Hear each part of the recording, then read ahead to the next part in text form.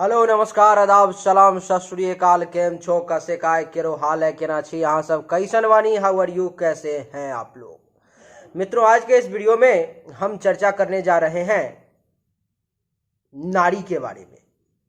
जो पुरुष अपनी पत्नी को मारता है, पीटता है, उसके साथ अत्याचार करता है, मृत्यु के बाद उसके साथ क्या सलूक किया जाता है, उसके पापों का हमारे शास्त्र और पुराण में, विशेषकर गरुड़ पुराण में इसका क्या वर्णन बताया गया है। आज के इस वीडियो में हम इसी बहुत ही सूक्ष्म विषय पर में चर्चा करने जा रहे हैं। हमारे सामने अभी गरुड़ पुराण रखा हुआ है, हमने उसमें पढ़ा तो मुझे लगा कि आप लोगों को भी इसकी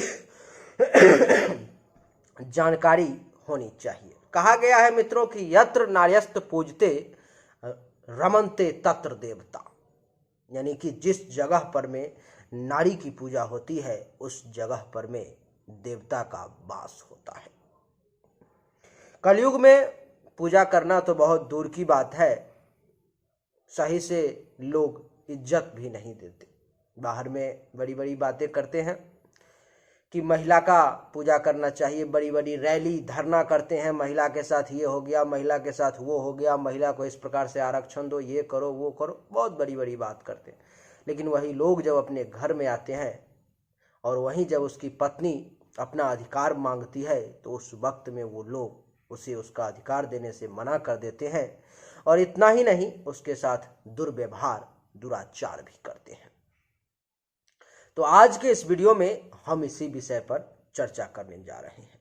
मित्रों, ज़्यादातर लोग, चाहे हम हो या आप हो, आप देखेंगे वैसे कलयुग में अभी महिला पुरुष पर में भारी पड़ रही है, लेकिन फिर भी ज़्यादातर लोग 90% लोग लगभग अपनी पत्नी के साथ, अपनी माँ के साथ, अपने घर में रहने वाले महिलाओं के साथ शारीरिक और मानसिक पीड़ा उसे बहुत ज़्यादा देते हैं।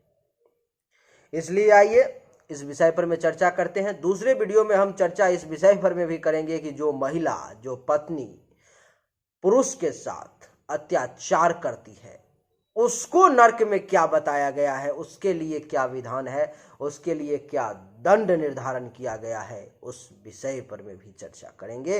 लेकिन अगले वीडियो में, इस वीडियो में पुरुष पर में ही चर्चा करने के लिए बहुत कुछ है। मित्रों, जो पुरुष अपनी पत्नी को शारीरिक या मानसिक प्रताड़ना देता है अथवा उसकी हत्या कर देता है, उसको कई जन्मों तक चक्रवाक नामक पक्षी बनकर इस लोक में, पृथ्वी पर में घूमते रहना पड़ता है। एक बार जन्म लिया, मरा, फिर चक्रवाक नामक पक्षी में जन्म हुआ, फिर मरा, फिर चक्रवाक नामक पक्षी में जन्म, फिर मृत्यु, फिर जन्म, फिर मृत्यु, फिर जन्म, कई जन्मों तक वो घूमता रहता है चक्रवाक नामक पक्षी के रूप में, और उसको मुक्ति नहीं मिलती है। इसलिए ऐसी गलती ना करें तो बेहतर रहेगा। दूसरा, कि जो व्यक्ति अपनी पत्नी के साथ केवल सुख के घड़ी में, जब तक उसके पत्नी के पास धन दौलत, रुपया पैसा, गाड़ी बंगला है, यानी कि सुख के घड़ी में रहता है और दुख के घड़ी में उसको छोड़कर चला जाता है, ऐसे व्यक्ति के लिए तमिश्रम नामक नरक में उसका जगह निर्धारित किया गया है।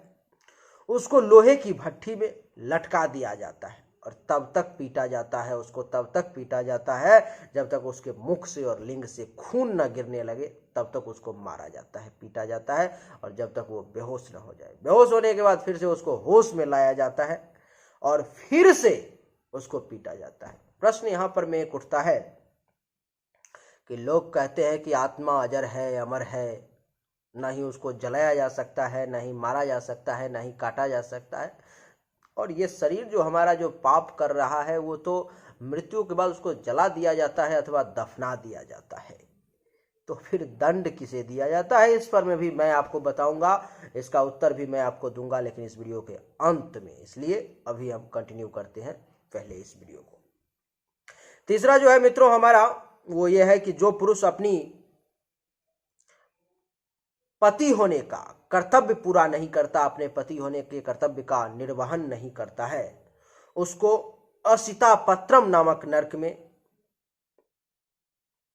धारदार हथियार से उसके शरीर को काटा जाता है। ऐसे नहीं काट के फेंक नहीं दिया जाता, उसको ऐसे काट दिया, ऐसे काट दिया, ऐसे काट दिया, ऐसे काट दिया, ऐसे काट दिया, उसको काटा जाता है धारदार हथियार से, और फिर उसको पीटा जाता है, और तब तक पीटा जाता है जब तक वो बेहोश ना हो जाए। उसके शरीर पर में कोड़े बरसाए जाते हैं, मार मार के हालत खराब कर दिया जाता है।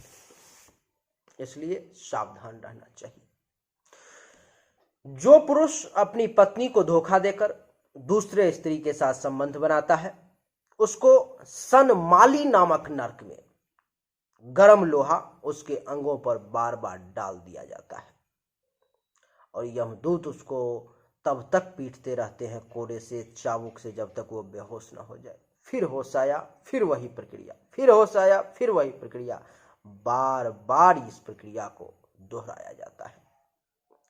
जो पुरुष किसी महिला से शादी का वचन देकर के उसके साथ संबंध बनाता है और फिर शादी नहीं करता है, उसको नरक में जानवर समझा जाता है, और मल मूत्र भरे कुंड में, कुएं में उसको डाल दिया जाता है। भूख लगे तो वही मलमूत्र खाना है, प्यास लगे तो वही मलमूत्र पीना है, उसको उसमें डाल दिया जाता है, और अनंत काल तक डाल करके उसको छोड़ दिया जाता है।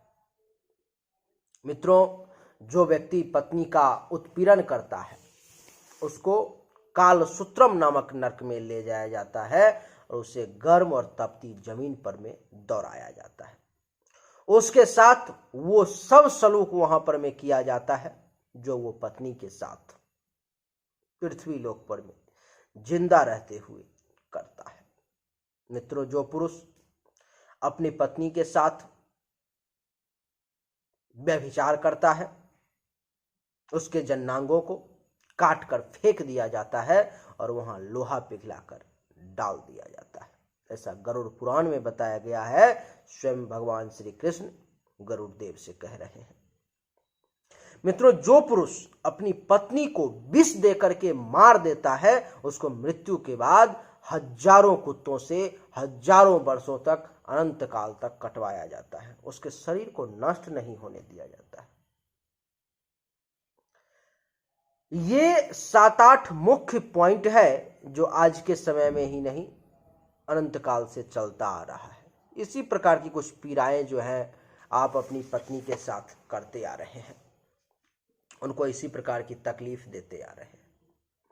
अब बात ये आती है कि हमारा जो ये शरीर है वो तो नश्वर है, वो तो मृत्यु के बाद जल जाता है, भस्म हो जाता है, जला दिया जाता है, हिंदू में मुसलमान में दफना दिया जाता है, और आत्मा अजर अमर है। उसको तो न जलाया जा सकता है, न मारा जा सकता है, न काटा जा सकता है, न उसको दंडित किया जा सकता है।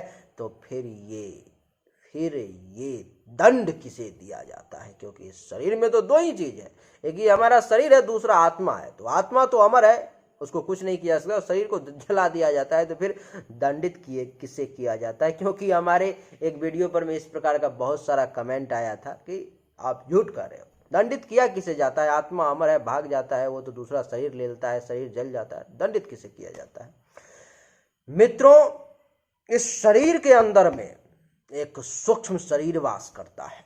जब हमारी मृत्यु होती है तो आत्मा तो इस शरीर से निकल जाता है, लेकिन उसके साथ साथ एक और चीज निकलती है, वो है हमारा सूक्ष्म शरीर। हमारे हिंदू धर्म में श्राद्ध का कर्म जब किया जाता है, पिंडदान जब किया जाता है, तो सूक्ष्म शरीर का निर्माण होता है, प्रेत के शरीर का निर्माण होता है। और उसी शरीर को मैंने एक वीडियो में बताया था कि पहले दिन के पिंडदान से दूसरे दिन के पिंडदान से एक एक बॉडी पार्ट का निर्माण होता है। कभी किसी दिन से शरीर, गर्दन से ऊपर, किसी दिन हाथ, पांव, जंघा, पेट, इस प्रकार की चीजों का। और वो कितना बड़ा होता है? बस इतना बड़ा शरीर जो है मिलता है प्रेत को, एक हाथ का। और उसी सूक्ष्म शरीर को दंडित किया जाता है। अब आप कहोगे कि ये पिंडदान तो केवल और केवल हिंदुओं में होता है, मुस्लिम में तो पिंडदान नहीं होता, ईसाई में तो पिंडदान नहीं होता। तो फिर उसमें किस शरीर को दंडित किया जाता है? और क्या उसके द्वारा किए गए पापों को दंडित नहीं किया जा सकता? दंडित किया जाता है। उसमें भी उसका अलग प्रक्रिया है, और उसमें भी सूक्ष्म शरीर का निर्माण होता है, और उस सूक्ष्म शरीर को दंडित किया जाता है मित्रों। तो उम्मीद करता हूं कि अब आपके प्रश्न का उत्तर मिल गया होगा कि आत्मा तो अजर अमर है, शरीर तो जल जाता है, फिर दंड किसे मिलता है? सूक्ष्म शरीर को दंड मिलता है। सही से आप अगर खोज करेंगे, पढ़ेंगे, किसी से पूछेंगे अथवा नेट पे सर्च करेंगे तो आपको पता चलेगा कि सूक्ष्म मरने के बाद किसे दंडित किया जाता है। तो आप देखेंगे उसमें लिखा होगा सूक्ष्म शरीर को। तो यही थी आज की हमारी वीडियो, जिसमें बहुत दिनों से मेरा मन था आपको ये सब बताने का और वक्त नहीं मिल पा रहा था, लेकिन आज वक्त मिला, समय मिला, तो हमने आपको ये सारी जानकारी दे दी। और उम्मीद करता हूँ कि जितने सारे लोग इस वीडियो को देख रहे हैं, कम से कम वो लोग तो आज से इन चीज़ों को छोड़ देंगे, इन गलतियों को करना बंद कर देंगे और अपने सभी दोस्त, मित्र, इष्ट सभी से शेयर करेंगे इस वीडियो को, ताकि सब लोग इस गलती को करना आज से छोड़ दें। क्योंकि ये मैं नहीं बता रहा हूँ, सीधा सीधा ये गरुड़ पुराण में लिखा हुआ है और सब कुछ भगवान श्री कृष्ण कह रहे हैं। तो जिन लोगों को ईश्वर में, भगवान में आस्था है, वो लोग तो जरूर ऐसा करना बंद कर देंगे, और जिन लोगों में नहीं है वो तो कहेंगे कि ऐसे ही फालतू का बकवास है, कुछ आपने कह दिया। तो उम्मीद करता हूं कि आपको सब कुछ समझ में आ गया होगा। अगर समझ में आया तो इस वीडियो को लाइक करें, शेयर करें, चैनल को सब्सक्राइब करके इसके बेल आइकन के बटन को दबाएं।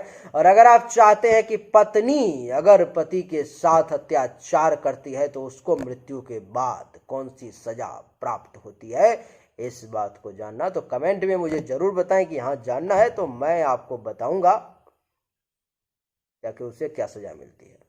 क्या ऐसा थोड़े ही है कि सिर्फ पुरुष को सजा देने का प्रावधान बनाया गया है, स्त्री को माफ कर दिया गया है? ऐसा बिल्कुल नहीं है। इसलिए सजा दोनों को बराबर मिलती है।